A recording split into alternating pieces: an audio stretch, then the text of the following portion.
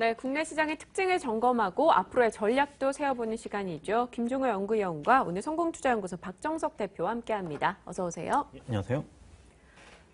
네, 어제 우리 시장부터 간략히 한번 진단해 보도록 하죠. 11월 들어서 처음입니다. 외국인과 기관의 동반 매수가 눈에 띄었고요.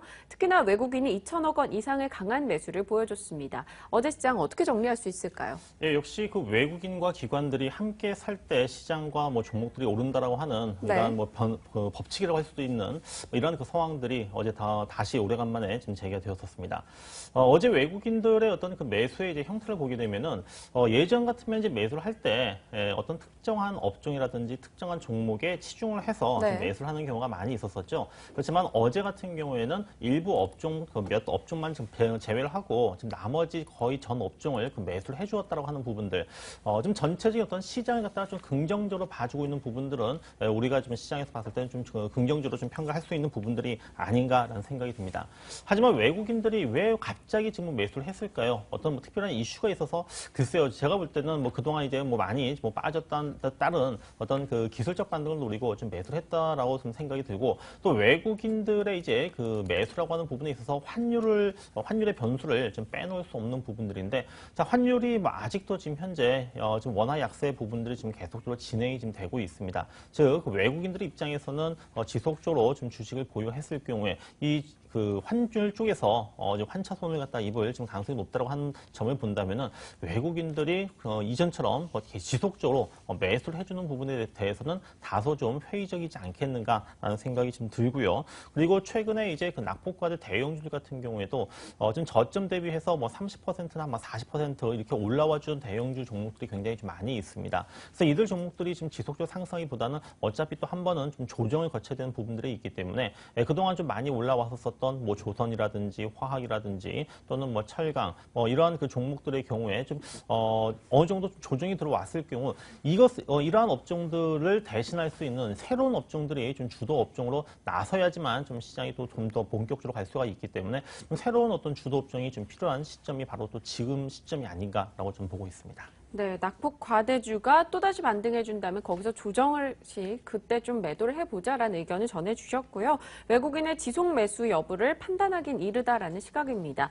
김 의원님께도 한번 질문을 드려볼게요. 앞서 저희가 뭐 이슈에서 일본의 부도 지표가 올라갔다 뭐 이런 이야기하면서 외국인 자금 유입에 대한 기대감이 있다라는 말을 전해드린 바 있는데요. 동의하시는지요? 전체적인 의견에는 저도 앞서 박정석 대표 의견과 뭐 동일하다라고 봐야 될 것 같습니다. 네. 외국인들의 추세 전환은 우리가 좀 생각하긴 이르고요. 다만 이제 생각해 봐야 될 건 일본 쪽에서는 추가적으로 자금이 유입될 가능성, 그리고 일부 외국인들이 일본과 비교해 봤을 때 한국에 메리트가 있다고 해서 일부 들어올 가능성, 혹은 매도했던 포지션을 줄일 가능성 정도는 열려 있다라는 거죠. 근데 기본적으로 한국보다 더 좋은 자산들이 많이 있기 때문에 그쪽으로 흘러가는 자산들이 기본적으로 외국인들의 지갑이라고 하는 우리나라에서 계속 돈을 꺼내갈 가능성도 있거든요. 그러니까 저는 외국인들 일방적으로 이제 매수한다라는 것보다는 매수 매도가 좀 반복되면서 일종의 변동성을 보일 가능성이 조금 더 높다라고 판단하고 있습니다. 네, 알겠습니다. 어제 외국인의 매수에서 가장 많이 눈에 띄었던 건 역시나 삼성 SDS였습니다. 8% 이상 급등하면서 시가총액 4위로 올라섰는데요. 앞으로 지수 방향에 상당한 영향을 미칠 것 같아요. 이 삼성 SDS의 투자 판단은 어떻게 잡아볼까요? 예, 뭐 처음에 이제 뭐 시초가 이 공모가 대비해서 2배 이상 네. 급등한 상태에서 시작을 했었었고, 아무래도 이제 이 뭐 개인들의 이제 그 공모를 통해서 참여했었던 물량이라든지 또는 그 뭐 이전에 이제 그 제3시장 뭐 장외 시장에서 이제 그 매매를 했었던 이런 물량들이 이제 시초가가 이제 급등세를 보이자 차익 실현 물량이 나올 수밖에 없었습니다. 외국인들 같은 경우에도 시초가 자체가 이제 크게 이제 급등세를 보이니까는 뭐 첫날부터 이제 물량들을 이제 쏟아냈는데, 근데 보통의 이 신규 상장 종목들 같은 경우에는 기관들이 첫날 그 동반적으로 같이 매도를 하는 경우가 많이 있거든요. 하지만 기관들은 그 첫날 빠질 때도 대규모로 좀 매수를 했었었고, 그리고 또 어제 이틀째 같은 경우에도 뭐 장중에 빠질 때도 역시 마찬가지로 이 기관들의 매수가 좀 들어왔었다고 하는 부분들. 그러다 보니까는 뭐 30만 원대 초반에서 좀 주가가 다시 한번 이제 올라가면서 거의 이제 그 첫날 그 상장 첫날 시초가 근처까지 올라왔던 부분들인데, 일정 정도 좀 단기적으로 이제 그 처음에 상장할 때 그 나올 수 있는 물량들은 일정 정도는 나왔다는 생각이 듭니다. 특히 이제 기관들 같은 경우에는 뭐 향후에 이제 뭐 바스켓 매매라든지 이런 부분을 통해 가지고 지금 시가총액 4위까지 올라간 종목이거든요. 지수에 앞으로 뭐 큰 영향을 좀 미칠 수밖에 없고 뭐 코스피 200 지수에 뭐 편입을 한다라든지 이럴 경우에는 좀 기관들의 좀 그 매수의 어떤 그 수요라고 하는 부분들은 당분간은 좀 더 좀 이어질 가능성이 높지 않을까라는 생각이 드는데, 다만 제가 볼 때는 40만 원을 넘어가게 된다고 했을 경우에는 좀 그때부터는 좀 얘기가 좀 달라질 것 같습니다. 그러니까 기관들이 적극적으로 40만 원 위에서까지도 지속적으로 매수를 해줄 수 있을 것인가에 대해서는 좀 다소 좀 제가 볼 때는 가격적으로 부담스럽다는 생각이 들고, 지금 이제 목표 가격들 일부 외국계 증권사에서는 뭐 25만 원 목표 주가를 갖다 선정하기도 했었었는데, 그 시나리오는 제가 볼 때는 뭐 너무 좀 현실성이 좀 다소 좀 떨어지는 좀 약간 소설 같은 그런 얘기였기 때문에 40만 원대 위에서부터는 또 목표가에 어떻게 보면 근접할 수 있는 부분들이거든요. 그래서 지금 그 첫날부터 3일째까지 주가가 올라가고 내려갔던 이 흐름들이 앞으로의 어떤 그 주가의 움직임을 다 보여줬다는 생각이 듭니다. 즉 30만 원대 초반과 또는 40만 원 요 사이에서의 어떤 박스권 흐름들이 좀 당분간 좀 이어질 것으로 보이기 때문에 뭐 제가 볼 때는 40만 원 넘어가서는 뭐 매도 또는 다시 뭐 주가가 박스권 하단이 뭐 30만 원대 초반에 올 때는 매수를 하는 이런 어떤 그 매매 플레이 하신다라고 하면은 삼성 SDS를 통해서 뭐 일정 정도 어떤 그 매매를 통해서 얻을 수 있는 목표를 달성할 수 있지 않을까라고 저는 보고 있습니다. 네, 그리고 어제 외국계 증권사 측에서 삼성 SDS 오너 일가가 지분을 팔 수 있는 우려가 있다라고 발언을 한 바가 있습니다. 그쪽에서는 또 매도하자라는 의견인데요. 김 의원님은 어떻게 보시죠? 네, 저도 뭐 40만 원권 이상의 속도주 할 것이다라는 동일한 의견이고요. 우리가 이제 장기적으로 보면 주목해 봐야 될 상황은 뭐냐면, 이 종목은 분명히 삼성전자 지배구조 개편에서 삼성전자 홀딩스나 삼성전자 밑으로 들어갈 종목입니다. 그러니까 지배구조상으로는 거의 하단 종목이거든요. 근데 반대로 이제 생각해 보면 뭐가 되느냐? 실제로 지배구조상으로는 하단으로 들어가지만 실제 운영에 있어서, 그러니까 삼성전자의 전체적인 삼성그룹의 운영에 있어서는 오히려 상단으로 갈 가능성. 그러니까 위치는 바닥인데 실제로 몸을 움직일 때는 가장 위에서 움직일 가능성이 있다라는 측면에서 저는 뭐 장기적인 측면에서는 주정을 크게 받는다면 계속 좀 사야 되는 종목이 아닌가라고 보고 있고요. 다만 단기적으로는 40만 원권 이상에서 차익 매물이 흘러나올 가능성이 높다라고 보고 있습니다. 네, 40만 원대에서 좀 흐름을 잘 지켜봐야 될 것 같고요. 두 분 다 긴 시각에서는 긍정적이다 이야기 주셨습니다.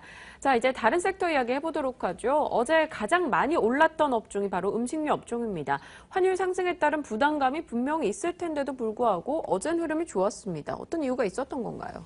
역시 뭐 가장 많이 빠졌던 종목들이 어제 올라왔다고 이제 보시면 될 것 같은데요. 네. 뭐 어제 뭐 코스닥 시장에 뭐 이전에 주도주에서 섰던 뭐 화장품주들 같은 경우에도 뭐 최근에 그 낙폭 과대에 따라서 어제 일제 이제 그 크게 상승했었던 이 부분과 뭐 일맥상통을 한다라고 보시면 될 것 같습니다. 자, 이 음식료 업종들 같은 경우에는 올해 뭐 시장 대비 초과 수익률을 분명히 얻었습니다. 지난 연초부터 해서 좀 얼마 전까지 뭐 꾸준하게 이제 상승을 했었던 이 배경 자체가 이 환율의 영향이 뭐 상당히 컸었고요. 뭐 환율 이제 원화 강세의 뭐 대표적인 수혜주가 이제 음식료 업종이었었고, 그리고 또 이 곡물가 가격이 국제 곡물가 가격이 좀 지속적으로 하락세를 보이면서 이 원재료 어떤 그 부담이라고 하는 부분들이 그 비용 부분들이 굉장히 그 경감됐었던 이것을 토대로 해서 그 수익성이 증가했던 부분들이 이제 그 주가에 그 긍정적인 실적에도 긍정적인 영향을 미쳤던 부분들인데, 뭐 아시다시피 지금 환율이 어떻습니까? 지금 1,100원대까지 또 급등한 상태이기 때문에 이 환율의 효과라고 하는 부분들은 이제 누릴 수가 없는 부분들이고, 또 이 국제 곡물가 가격도 역시 마찬가지로 지금 지속적으로 하락을 했기 때문에 더 이상 추가적으로 더 내려갈 여지는 이제 크지 않다라고 하는 이러한 그 평가들이 좀 나와주고 있거든요. 따라서 좀 그동안 뭐 중장기적 상승한 흐름 속에서 최근에 환율 영향으로 인해 가지고 또는 뭐 기관들이라든지 외국인들의 그 이익 실현에 대한 욕구가 커질 수밖에 없는 상황 속에서 주가는 크게 하락을 했는데, 단기적 낙폭이 많이 컸었던 만큼 일단 기술적 반등의 성격이 좀 강하지 않는가라는 생각이 듭니다. 하지만 이제 워낙에 또 주가가 단기간 또 급락했던 종목들은 좀 트레이딩 관점 속에서 우리가 한번 또 뭐 매매로 한번 해볼 수 있는 좀 그 종목들이 있는데, 뭐 저는 이제 대상 같은 경우에는 지난 그 9월 초부터 이미 주가가 좀 크게 지금 하락을 한 상태에서 최근에 좀 기술적으로 본다면 충분히 좀 낙폭과에 따른 반등이 조금은 더 좀 나올 수 있는 그 위치가 아닌가라는 생각이 들고요.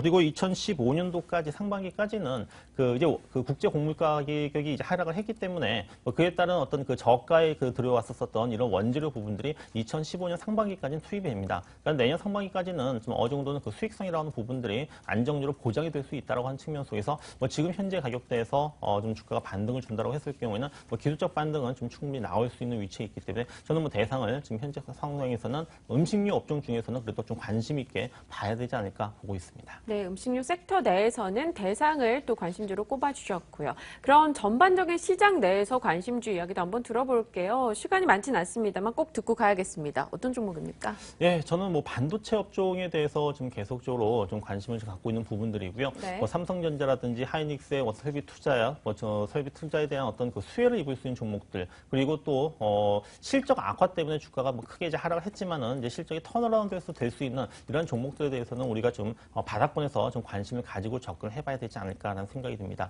대표적인 종목이 바로 이 솔브레인이라고 하는 종목이 있는데요. 뭐 솔브레인 같은 경우에도 뭐 주가가 이제 그동안 보시게 되면은 뭐 워낙에 좀 크게 좀 떨어진 상태에서 최근 이제 저점을 찍고 이제 어떻게 보면 무릎 아래 정도까지 살짝 올라와 준 이런 흐름들이 있는데 어느 정도는 바닥을 지금 현재 찍었다고 좀 보고 있고요. 또 추세도 이제 현재 뭐 서서히 전환될 수 있는 이런 근거 부분들은 내년도에 이제 그 실적의 사상 최고치를 지금 경신할 수 있다고 하는 이러한 그 전망들, 특히 뭐 삼성전자의 어떤 그 수주의 어떤 가능성 이런 부분들에 대해서 우리가 초점을 가지고 본다면은 오늘 장에서 한번 솔브레인 한번 관심 있게 지켜보시기 바라겠습니다. 네, 오늘 박정석 대표의 관심주 솔브레인까지 저의 이야기 함께 나눠봤습니다. 오늘 말씀 고맙습니다.